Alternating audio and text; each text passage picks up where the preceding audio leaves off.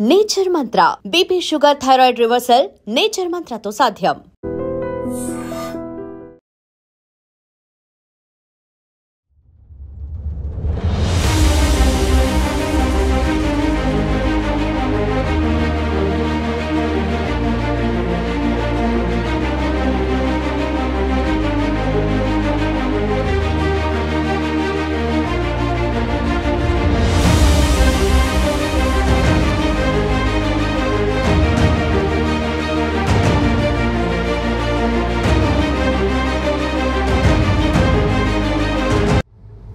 Hello అండి, నా పేరు హైమ.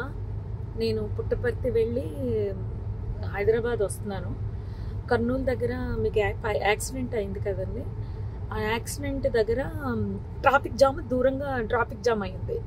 ఎందుకు అంత జామ్ ఆగి ఉంది? సాధారణంగా అది ఆగే ప్లేస్ కాదు, ఆగి ఎందుకు ఉంది అని అడిగితే అప్పుడు నా పక్కన కూర్చున్నాడు కాబట్టి డ్రైవర్కి తెలుసు. డ్రైవరు అక్కడ కాలిపోతున్నట్టుంది మ్యామ్, బస్సు కాలుతుంది అక్కడ అన్నారు. సరే గబగబా ఏదైనా హెల్ప్కి వెళ్దామో, అసలు ఏమన్నా పోలీసులు వచ్చారా లేదా అని నేను గబగబా కారు దిగి వెళ్ళానండి.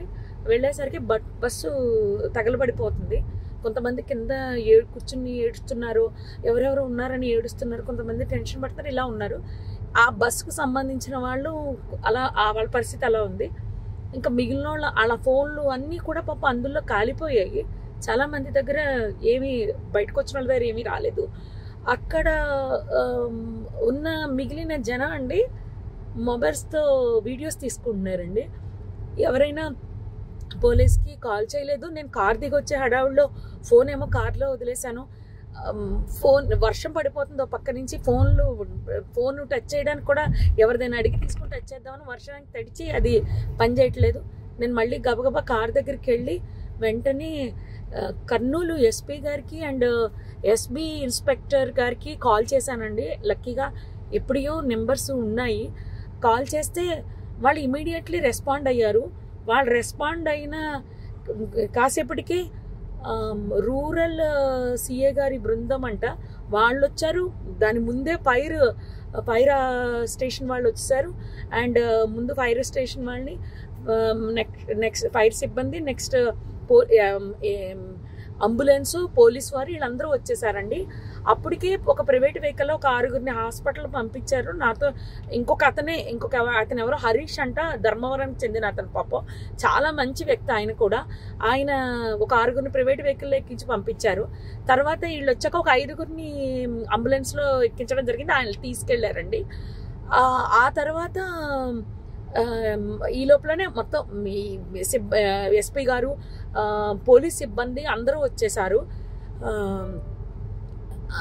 అసలు ఆ మాంసపు ముద్దలు కాదండి, నిజం చెప్పాలంటే చాలా దారుణం అది. అస్థిపంజరాలు అలా సీట్లలోనే చూసేసరికి అసలు నాకైతే వల్ల కాలేదు. ఎవరైనా ఫ్యామిలీ అండి, చాలా ఆ ఫ్యామిలీ ఎంత బాధపడుతూ ఉంటారో. నేను అది తట్టుకోలేకపోయాను. వస్తూ అక్కడ ఆంజనేయ స్వామి గుడి దగ్గర ఆగిపోయి నదిలో మునగడం జరిగింది. నిజం చెప్పాలంటే చాలా బాధాకరం అండి. ఎవరు కాపాడడానికి అవకాశం లేదు. నిజం చెప్పాలంటే పోలీసులు రాకపోయింటే చాలా ఇబ్బంది పడిపోదాము. హెవీ ట్రాఫిక్ అండి. పోలీసులు లోపలికి రావడానికి బయటకి కూడా ఉండకపోను. ఆ ఇన్ఫర్మేషన్ ఇవ్వడంతో క్లియర్ చేసుకుంటూ వస్తూ మొత్తం లోపలికి వచ్చారు. అంతా ఆఫ్ చేశారు, మంటలు ఆఫ్ చేశారు. జరిగింది అయితే ఇదండి. ఆ బస్ కిందనే బైక్ ఉండిపోయింది. ఆ బైక్ని కొట్టేస్తే బైక్ అతను చనిపోయి రోడ్డు పక్కకి పడిపోయాడు. మళ్ళీ ఆ బైక్ మాత్రం బస్ కిందకి వెళ్ళిపోయిందండి. అర్థమైపోయింది. నిజంగా ప్రస్తుతం ఉన్నటువంటి సమాజం దేనికి ప్రయారిటీ ఇస్తుంది?